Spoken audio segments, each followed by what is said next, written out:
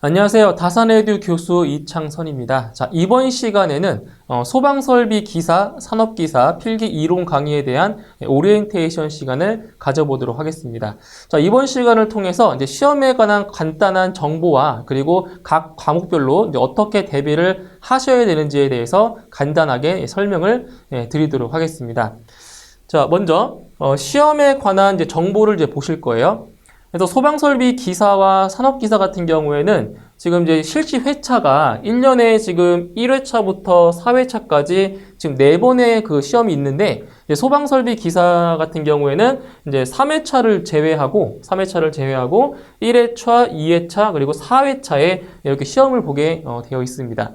자, 그럼 여기서 보실 것은 이제 2회차 필기시험과 그리고 4회차 필기시험까지는 이제 대략적으로 한 5개월 정도의 그 기간이 있어요. 이 기간이. 그래서 1회차와 2회차에서 필기시험에 만약에 합격하지 못하셨던 분들, 아니면 이제 4회차에 처음으로 시험에 응시하시는 분들은 요 3회차의 시험을 안 보기 때문에 이 5개월이라는 그 기간 안에 이제 필기 시험을 충분하게 대비하실 수가 있습니다. 그리고 이제 4회차 시험에서 이제 필기 시험을 보실 분들은 요 그 중간에 필기 시험과 실기 시험을 같이 준비하시는 것이 좀 더 효율적으로 시간을 활용하실 수가 있겠습니다. 그래서 1회차, 2회차, 4회차 해서 1년에 3번에 걸쳐서 시험을 보신다라는 거 기억을 해두시면 되겠고요.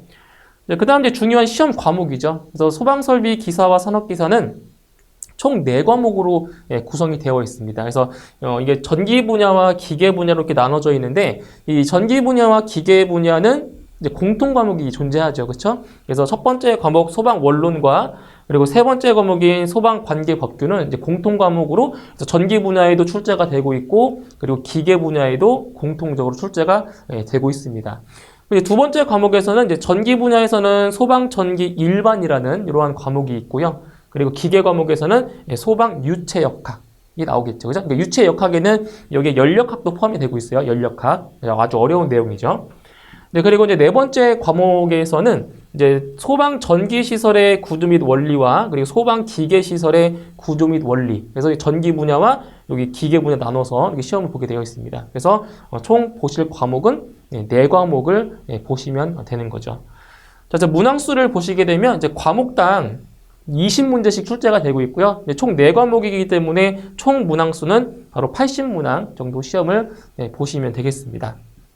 자, 그 다음, 이제 합격 기준을 보시게 되면, 이제 평균, 이제 100점 만점을 기준으로 했을 때 평균 60점 이상, 그러니까 80문항 중에서 48문항 이상을 획득을 하셔야 합격하실 수가 있고요. 그리고 이제 여기에는 이제 과락이라는 그러한 것이 있죠. 각 과목당 최소한으로 맞춰야 되는 문항 수가 있어요. 그래서 각 과목당 8문항 이상은 맞춰주셔야 합격이 되십니다. 그래서 한 과목이라도 요 과락 이상이 안 나오, 8문항 이상 못 맞추시면 합격을 못 하시게 되는 거죠. 그러니까 평균 점수가 60점 이상이 돼도 꽈락이 나오면 합격이 안 되는 겁니다. 이거 그러니까 전략적으로 잘 공부를 하셔야 되겠죠. 자, 그 다음 문제 유형은 전부 다 객관식입니다. 객관식. 그래서 보기가 4가지의 보기가 나와 있고요. 그 4가지 보기 중에서 이제 하나의 정답을 고르시면 되는 거죠. 그래서 모두 객관식으로 되어 있기 때문에 이제 아마 이제 주관식보다는 좀 더 수월하겠죠. 그죠? 시험 보시기에는. 자, 그 다음 시험 시간을 보시면 이제 2시간 동안 보게 되어 있어요. 그래서 각 과목당 30분씩 해서 이제 이 2시간 동안 보게 되어 있고요. 그래서 평균적으로 한 문제당 1분 30초 정도가 수요된다고 보시면 돼요. 그런데 이제 여기 보시면 그 두 번째 과목에 해당하는 이 과목들 있잖아요. 이 과목들은 그 계산식 문제 같은 경우는 한 문제당 1분 30초로는 부족해요. 그래서 이거는 다른 과목에서 시간을 좀 더 줄여주시고요. 이 두 번째 과목에 많은 시간을 투자를 아마 하셔야 될 겁니다. 아시겠죠? 그래서 평균적으로는 한 문제당 1분 30초 정도 소요된다고 이제 보시면 되겠고요. 자, 이렇게 시험 정보를 이제 같이 알아봤고요. 이제 다음으로는 이제 각 과목별로 어떻게 대비를 하셔야 하는지 이제 간단히 설명을 드릴게요.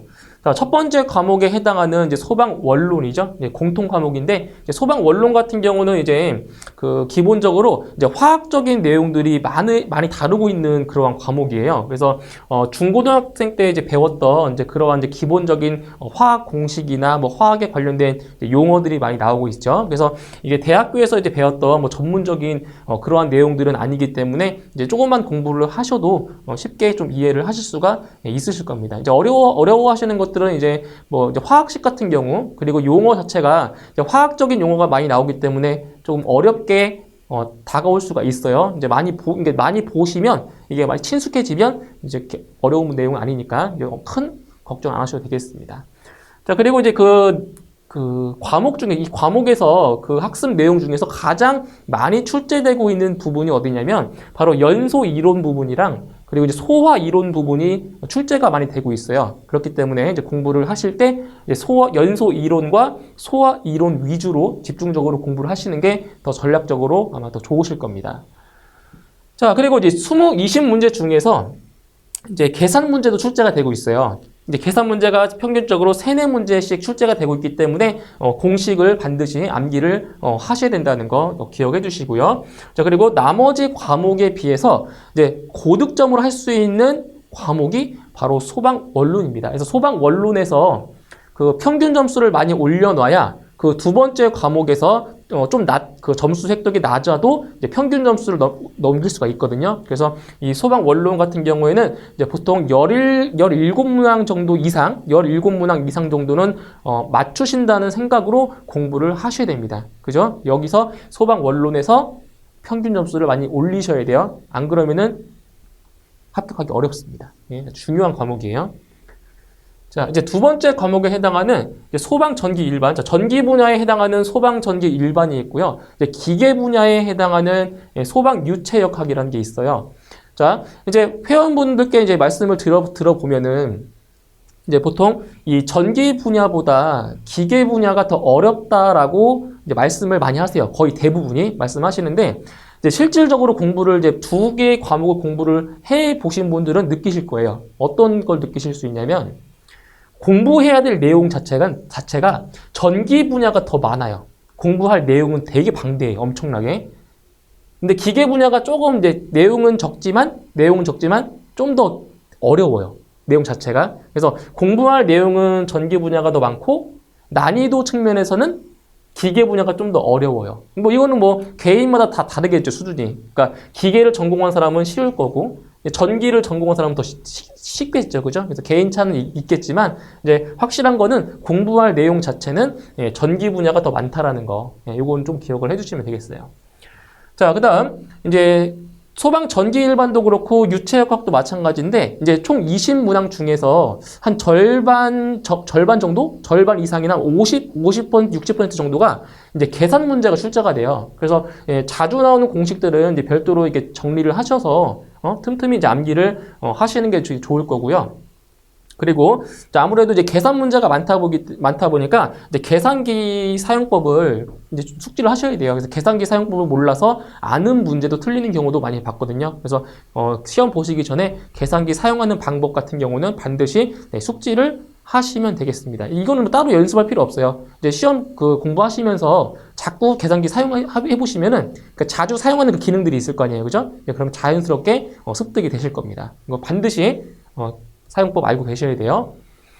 자, 그 다음 단위 변환. 자, 단위가 엄청 중요해요. 단위. 그러니까 필기 시험도 그렇고 실기 시험도 그렇고 단위가 엄청 중요합니다. 기본적인 내용이지만 상당히 중요한 게 바로 단위예요. 그래서 이 단위 변환 같은 경우는 이제 전기 분야보다는 기계 분야가 특히 이 단위 변환을 잘할 수 있어야 돼요. 그러니까 이 단위 변을 못해서 아쉽게 틀리는 문제들도 상당히 많이 존재할 겁니다. 그래서 이 단위 변환하는 거 꼭 연습 많이 하셔야 됩니다. 단위 변환 상당히 중요한 거예요. 자, 그리고 이제 풀이 과정이 이제 어려운 문제는 이제 포기하는 거다. 무슨 말이냐면은 이게 제한 시간이 있기 때문에 그 제한 시간 안에 이 많은 문항들을 어려운 문제들을 풀기에는 좀 무리가 있겠죠. 그죠? 그러니까 어차피 이거는 평균 60점 이상만 넘기면 합격이기 때문에 굳이 100점을 다 맞겠다고 완벽하게 풀이하겠다고 생각하시면 오히려 그게 독이 될 수가 있어요. 그래서 딱딱 문제를 보시고 이거는 내가 해결하기 어렵겠다라고 느끼시면 과감하게 포기하시는 것도 중요한 겁니다. 그러니까 포기한다는 것보다는 이제 찍는 거죠. 그렇죠? 네. 그래서 과감하게 이제 포기하실 수 있는 그러한 것도 필요하고요.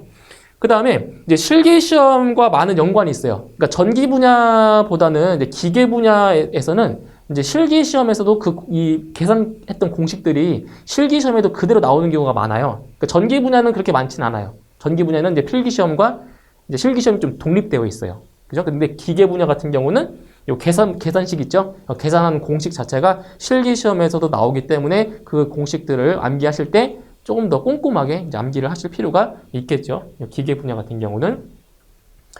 자, 그 다음 영상. 제가 해설 영상을 이제 올리겠죠. 그죠? 해설 영상을 보시고, 자, 이해가 되지 않는 부분들이 분명히 존재하실 거예요. 그렇죠? 이제 그러한 경우에는 바로 질문 게시판을 활용을 하시면, 제가 좀 더 상세하게 이렇게 설명을 드릴 수 있도록 하고 있고요. 그래서, 질문 게시판 같은 경우에는 우리 다산에듀 홈페이지에 들어가셔도 있고요. 그리고 이제 네이버 카페에 있어요. 전기 자격증 한 번에 합격하기. 그래서 이 네이버 카페에 들어가셔서 질문 게시판에 남겨주시면 제가 바로 피드백을 드릴 수 있도록 하겠습니다. 그래서 이게 가장 어렵고 중요한 과목이에요. 소방 전기 일반과 소방 유체 역학. 이게 아주 비중이 상당히 높은 과목이에요.